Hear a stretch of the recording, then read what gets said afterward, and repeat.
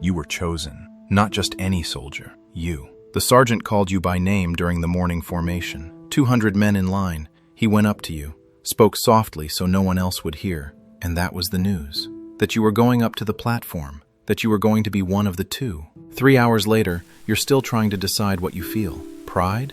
Yes, there is pride. The Navy chose you for a historic mission, chose you among everyone. Fear? That too. But it's a different fear. Not of Roger, of failing, of trembling when the time comes, of being the man who faltered in front of the whole world. You've heard stories about him since you joined the Navy, the man who had a bounty larger than the economies of entire islands, the pirate who sailed the Grand Line from end to end, the most wanted criminal in history, and now you're going to be the instrument of his execution. You hold the long sword with both hands, feel the weight of the hilt, the cold steel through your gloves, and you do a simple calculation. You're going into history. What you don't know is that you're going in the wrong way. It's raining, hard. That heavy east blue rain that doesn't ask for permission and doesn't stop just because you have work to do. You're in the exit corridor of the detention building, part of the escort squad. 12 soldiers in all. Roger in front, handcuffed at the wrists and ankles. 2 guards holding each arm. The creak of the chains and the sound of footsteps on wet wood. You keep an eye on his heels. And it's the strangest thing. He walks normally. He's not dragged, he's not pushed. He simply walks, with that wet red coat weighing on his shoulders, with rain dripping from his mustache, with his head held high. You've escorted prisoners before. You know how they walk. Some cry, some pray. Most beg or swear or threaten. The toughest ones pretend it isn't happening and look at the ground. Roger does none of those things. The exit door opens. The sound of the crowd hits like a wave. You heard there were people, but this wasn't what you expected. The entire square, every window of the surrounding buildings with heads hanging out, people on rooftops, children on their fathers' shoulders, and the noise. It's the noise of an entire city that doesn't know what it wants. Half scream for him to die, the other half just watch. You climb the first steps of the platform. The wood creaks under your feet, and it creaks differently under Roger's feet. From the top of the platform, you see the Loguetown main square. You see the fountain in the center. You see the stone buildings. It looks like Florence in some book you read once. You see the red roofs with people on top, soaked in rain but staying put. You see thousands of faces looking at you. You take your post. The other executioner takes his. Both of you behind Roger, who has been positioned on his knees in the center of the platform, with his back to you. You cross the blades with the other. The 2 swords in an X behind the king of the pirates' neck. And this is where the first strange thing happens. Roger relaxes. You feel it through the blade. The shoulders drop. The tension in the neck disappears, as if the position with the sword at his neck were a relief, not a threat. You've executed criminals before. Minor, unimportant ones. You know how the human body reacts when death is certain. This isn't it. This is something else. An officer announces the sentence over the megaphone. The voice echoes through the square. Loguetown swallows the sound of the rain for a second just to hear the charges. Piracy, looting, destruction, 30 years of crimes against the world government. You keep an eye on the back of Roger's neck. He doesn't move a muscle. And then someone in the crowd screams. A voice. A man. You can't see from where. But the question cuts through the rain and the crowd and rises up to you on the platform with surgical clarity. And your treasure? Where did you leave it? That silence that only exists when 10,000 people stop breathing at the same time. You feel Roger move, just an inch, just the slightest tilt of his head upward.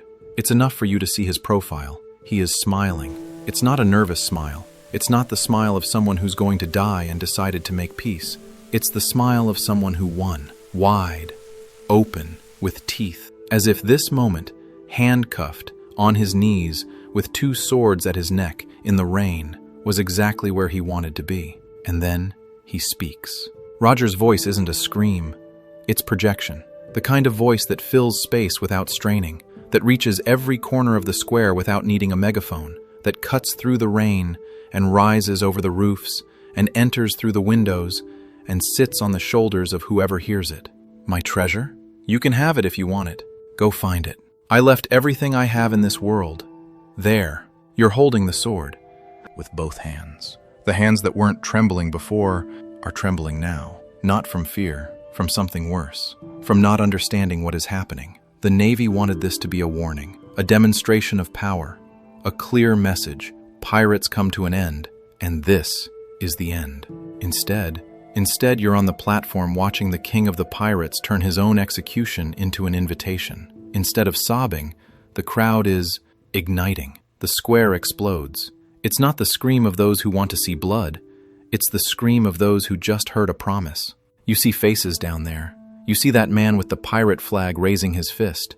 You see that boy on his father's shoulders turning to the side and saying something you can't hear from above. You see women, children, old men, fishermen, merchants, people who probably never thought about piracy once in their lives, all ignited, all at once.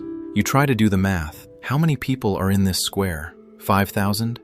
10,000? More? It's just Loguetown, just this square. There are messengers, there are journalists, there are ships in the port that will carry the news to the whole world before the sun rises tomorrow, and his words go with it. You understand in an instant what is happening, not intellectually, in your gut. The Navy executed Roger to prove that pirates come to an end, and Roger used his own execution to prove that the treasure still exists, that anyone can go after it, that the whole world can try, and you're holding the sword. You, with this sword, this weight, waiting for the order, not to end a threat, to strike the opening blow of an era that will last decades. The officer beside you is going to give the order. You feel it, even before he opens his mouth. And then Roger turns his head, just a little, just enough, and his eyes meet yours. You never forgot that look. It's possible you never will. It's not a threat. It's not contempt. It's not fear. It's recognition. As if he really saw you. As if he knew exactly who you are, what you feel, what you're going to do, and what it will cost. As if none of that mattered to him. You will find out, much later, years later, when this moment still appears in your dreams, that Roger turned himself in, voluntarily, that he wasn't captured, that he walked to the Navy on his own feet and said, "I am here," that he had a terminal illness that was going to kill him anyway, that he chose to die like this. And you will understand, too late, that the man on his knees in front of you had more control over the situation than anyone else on that platform, more than the officer who will give the order, more than the squad of 12, more than the entire Navy. The smile is still there, the rain dripping down his mustache, his red coat, his heels, his eyes still on yours. And then the order comes, the order. One word. You won't remember later exactly what the officer said. The brain erases that. What you will remember is the sound, the steel cutting through the damp air, and the total silence that follows. The square makes no sound for a moment. 10,000 people holding their breath at the same time. And then the square explodes again, but differently this time. It's not the scream of the promise. It's the scream of acceptance. As if those words Roger spoke 45 seconds ago, an eternity, had become real with the strike. As if his death were the contract, the seal, the spark. You're standing, the sword in your hand, the rain on your face, and a thought appears, whether you want it or not. The Navy wanted to prove that pirates come to an end. Roger proved that the treasure doesn't. Down there, in the crowd, you see two boys, 15 years old, maybe less, crying. You don't know who they are. You don't know that one of them will inherit the straw hat that Roger already gave to the other before coming here. You don't know what they will become. You just see two boys crying in the Loguetown rain. And for some reason you can't explain, they don't look defeated.